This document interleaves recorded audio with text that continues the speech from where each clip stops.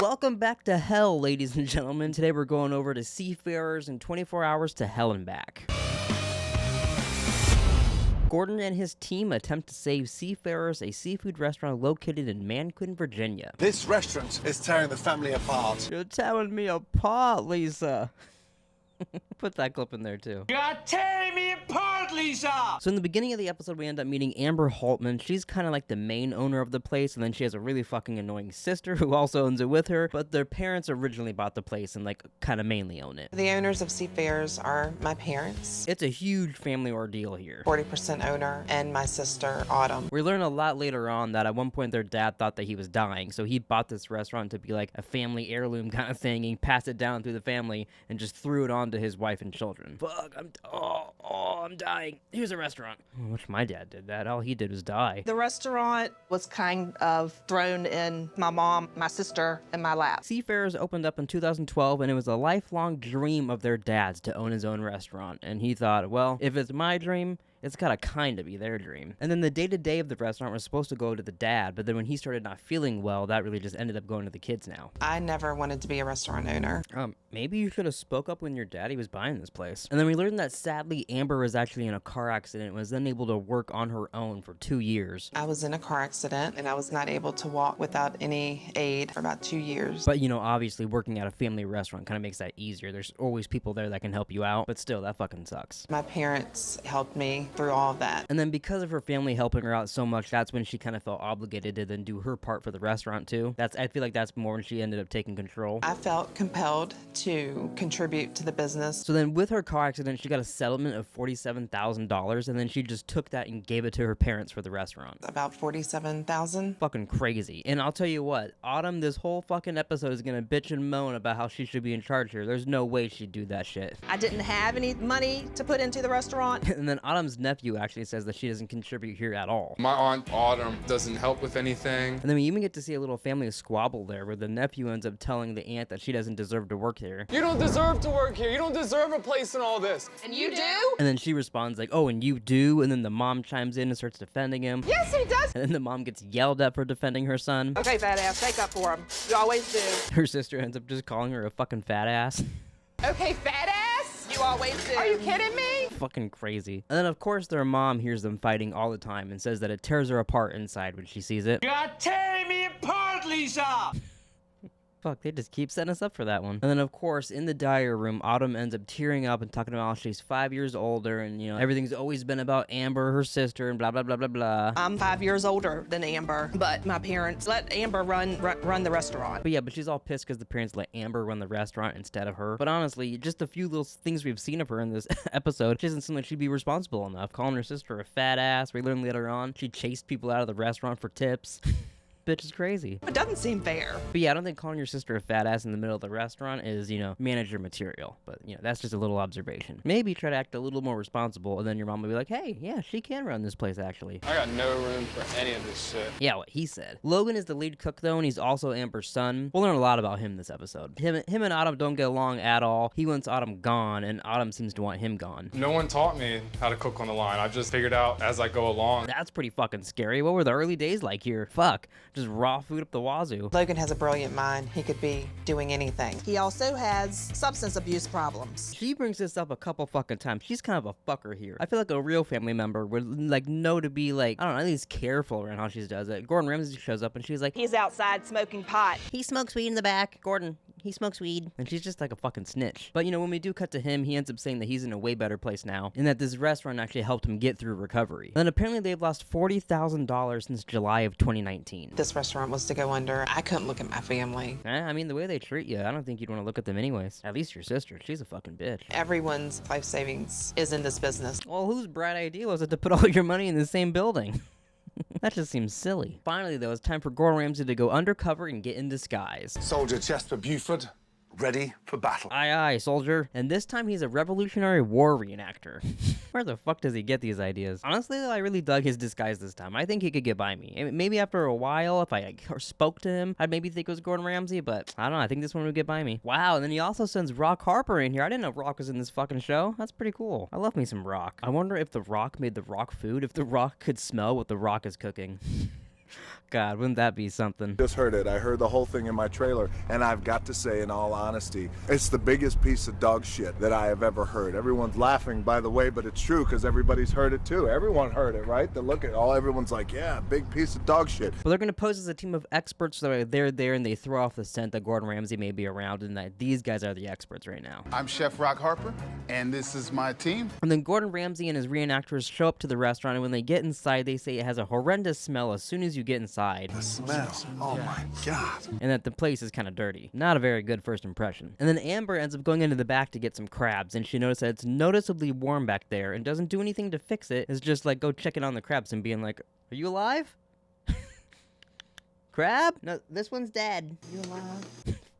Fucking insane. And then Rock ends up asking where the crabs come from, and Autumn can't even come up with a fucking lie. She's just like, I don't know. And where's the crab from? I have no idea. That's the best answer you fucking have, and you wonder why you're not running this place. And then back in the kitchen, apparently Phil can't even cook his fish right. Hey, Phil, this fish is still raw. Fucking Phil. Can never rely on a Phil, that's what I always say. So then Gordon and his table get their crabs. All that fucking seasoning there, look. Gordon Ramsay takes a bite, and as usual, he can't even swallow it, and he just throws it back in the bucket. Well, I guess he doesn't throw it back in the bucket, but he throws it into the bucket. And then next he gets his deviled eggs that he ordered, which we see a little bit later that not even the fucking people working here could eat it. Deviled eggs were made days ago. They're not fresh. Oh my God. Ugh. Honestly, that sounds fucking horrible. I'm not a big deviled eggs guy anyways, let alone deviled eggs from days ago. Ugh. I can eat them, but I hate the smell. Right, I've seen enough. But Gordon's seen enough now, he gives Rock the signal and it's time to attack.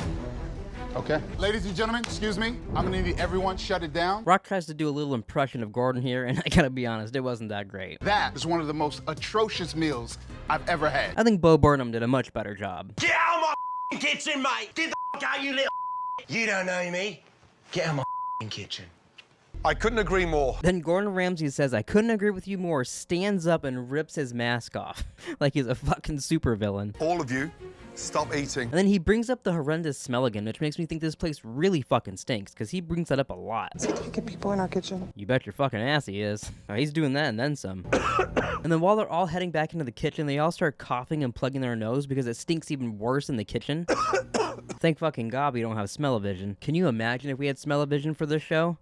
Jesus Christ. But then he just starts showing them how disgusting the kitchen is. Catch of the day, hepatitis B. And then he brings out this giant pan out into the middle of the restaurant so everybody can see how disgusting it is. There's even like a hole through the bottom. This is what your food was cooked in today. You're supposed to be the bloody head chef. And then Logan says that he's not the head chef and that nobody here actually listens to him. I'm not the head chef. I don't get listened to. You should be embarrassed. And then Gordon apologizes to everybody and then takes them outside to the hell on wheels. What you're about to witness, in my mind, is appalling. And then, of course, Gordon has to show the crowd all the nasty things that's been happening at this restaurant. Flies, dead crab. They're terrible. I hope I didn't serve those eggs to anyone. I've been serving them all day. And then after that disgusting montage, Gordon turns to Autumn and asks her why are they behaving this grossly. I don't have any say-so. She is in control. Of course, she ends up blaming her sister. You served spoiled deviled eggs, and that is Amber's fault. And then Gordon sends away the crowd, tells them that they don't have to pay for their meals, but asks them to come back in 24 hours to see if this place has changed for the better. And then this is where we learn about the father dying and this place kind of trying to be a family legacy. How did we find ourselves in this situation? Our father's an alcoholic and needs no help. He bought this restaurant thinking he was about to die. We've been winging it for 7 years. 7 years and you guys haven't learned anything? You haven't learned to clean your fucking kitchen? You haven't learned to keep crabs at a right temperature? Nothing? Can't even cook deviled fucking eggs in 7 years? I need to be a better boss. I know I'm not good at it. We hear from Logan though, and we can tell that he really actually does care about this place, and he wants to see this place go further, and he actually sees something into the place. He just he needs a little more training. I wanted to step up and make a change. I really did. And then Gordon asks Logan who he thinks the biggest problem in this place is, and he says Autumn. In your mind, who is the biggest problem in the restaurant?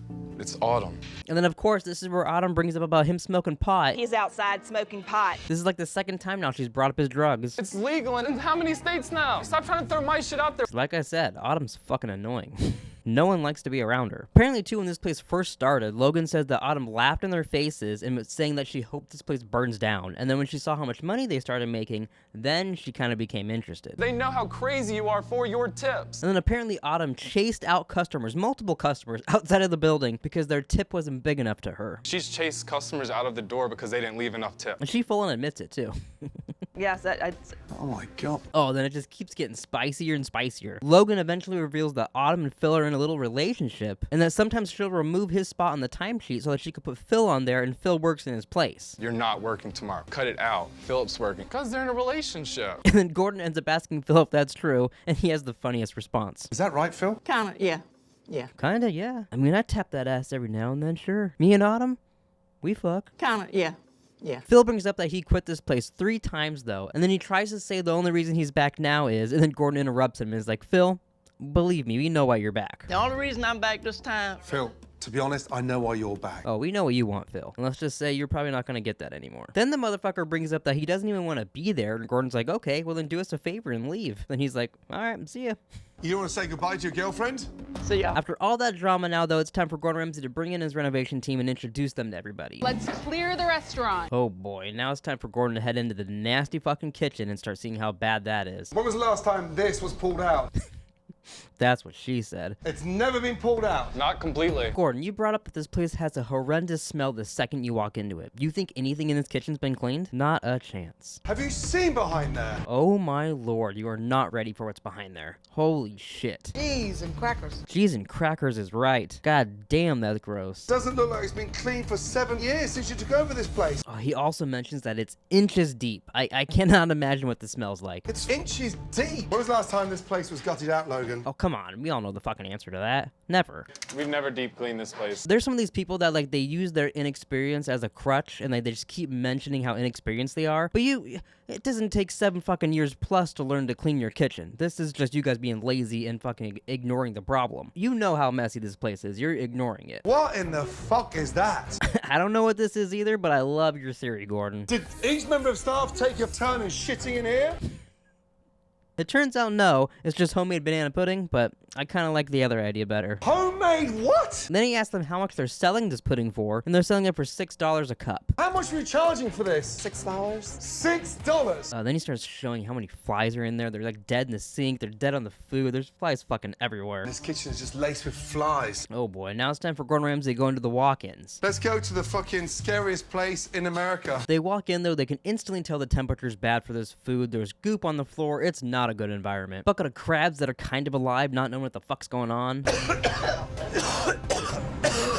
And then now after all that, Gordon makes them do something they haven't done in 7 years. Clean your fucking kitchen. And then Gordon mentions here that he can't teach Logan how to cook proper shellfish in the matter of time that they have. That takes like years to do, so he's gonna have to teach them from the ground up and just kind of see where they get. And when did the drug taking start? Before they get started cooking though, they end up having a little chit chat about Logan's past and get into his drug history. He mentions that he got started at like 16 years old doing like heroin, crack, and everything. I was 16 years old when I started going to the hard stuff. Heroin, crack, everything. But now that they've both bonded, Gordon Ramsay's actually going to start teaching him to cook now. He's going to turn this place into an all-day eatery, which will make him have much less food costs and a faster turnover. So for me, this kind of menu minimizes waste. They're really going for a way less of a seafood vibe. Still a little bit, but like not that much. We're not river people. We're not seafood people. And then a little bit later, though, while they're cooking, Gordon ends up asking Logan if he thinks Autumn should stay or she should go. I would honestly say go. I would honestly say go. He mentions that it'd just be really hard to forgive her after everything she's done, and that he really has no belief that she will change. I respect your honesty. And then before Gordon heads back inside the restaurant, he brings in a couple more people to cook alongside with Logan, and then they're gonna get topped by a couple chefs as well. Let's have 2 minutes together, please, I think. And then now Gordon calls Amber over for a little chat. He begins the chat by talking to her about how there's way too many people here, and then he kind of tiptoes into being like, let's get rid of Amber. And then it's really funny too. He ends up asking her, what's Autumn's strengths here? Like, what does Autumn do best in this restaurant? And she's sitting there like, Autumn's strengths. What's she good at? I don't know. You've been here 7 years and you can't come up with one thing that she's done good? That's how you know she's fucking useless. You can't think of one thing, and I can see you're getting emotional. And then Gordon kind of basically ends up talking her into firing her sister. He says a couple times that he can't make the decision, but he kind of sets them up to do it. I don't think there's many people in that business that can work with your sister, or who want to work with her. It is a little funny though too. They have all these conversations and then they cut to Autumn helping out the renovations and shit like that. How much I can help, but I can push. Like she helped them clean this whole place out, did all these things, and then they're like, okay, before we reopen, get the fuck out. We'll give you some money, get the fuck out. It just seems a little fucked up to me. Maybe they should have gave her a little bit of a heads up. I'm gonna start fresh, and I'm not gonna let anyone stand in the way of that. Zoinks, yo. Now it's time for Gordon to sit down with Autumn and give her the bad news. Would that restaurant run better without you? I don't think so, no. And then Gordon ends up asking her if she thinks she can run the restaurant better than Amber, and of course she says yes, but I don't fucking buy it. Yes, I can. How about this? And then Gordon ends up suggesting to her they relaunch the restaurant, she takes a sabbatical, and then they'll send her 20% investment to her on a monthly basis. Basically being like, you go take a sabbatical and just pile up some money. Let us fucking do the hard work. Get out of our way. No, I don't want to take, no, sir. Yikes. Fucking awkward. Gordon says that he can't be the one to make the decision. He leaves her with the choice to either take the sabbatical or her and the family have to make a new decision. I'd hate to have those conversations. But so now it's time for Gordon to head back to the Hell on Wheels and make sure that everyone there cooking is going to be good for tonight. Logan, we good? This is where we learn that Logan's actually a little bit nervous. He kind of asks for permission every time he's going to do something. They even mention that he asks, like, can I season the steak? Is that okay? He just needs to, like, start doing things and stop asking for permission. The lady teaching them says that there was a lot of hand-holding while she was teaching them. Logan is scared to do everything. They mention, and you can kind of see it too, he has the spark, he just doesn't have the confidence to do it yet. Finally though, the team is done remodeling and they can show them the new restaurant. Welcome to Haltermans Eatery. I actually really like the name change. It always gets me whenever they change it to the family name. I like that so much better. Sometimes in like Bar Rescue, they make the stupidest fucking names, and they're a lot better here. The place inside though looks magnificent. I love the yellow and white stripe painting on the walls, their logo up there, even some of the like other stylized furniture in the place. It just looks really good. I really like it. And then of course they got all new state-of-the-art equipment like blenders and knives and all kinds of shit. And then Gordon sends Logan and the kitchen crew back into the kitchen so they can get changed and get ready for tonight. And then he has Autumn, Amber, and their mom sit down and make a decision about who's going to be in charge here and is Autumn going to leave. Who is going to run this and how is it going to run? And then instantly here, Autumn's like, wait a minute, did Gordon say 7 days a week? Because like, that sounds like I never have any free time. Why did he say 7 days a week? And she starts panicking right away. Her reaction here shows you how she just shouldn't be in charge. We have no day to celebrate anything anymore. I guess we won't ever celebrate anything. Oh well. It's just negative for 7 years. Yeah, that'll fucking drag you down. That's what everybody wants. You can do it without me. They try to tell her too, like, this is so you could clear your head. You clearly have a lot of pent-up anger from your childhood and all these things. You need some space to just be you and clear the air. And she's like, oh, you want to fucking get rid of me, huh, bitch? Like, she's just totally not seeing it right. So I'm not going to be here anymore. I didn't think this would happen. What do you mean you didn't think this would happen? You just had a conversation with Gordon Ramsay hours ago, less than 24 hours ago, talking about how this might happen. What do you mean this came as a shock? I was totally just shocked beyond words. To move forward, Autumn has to take a step back.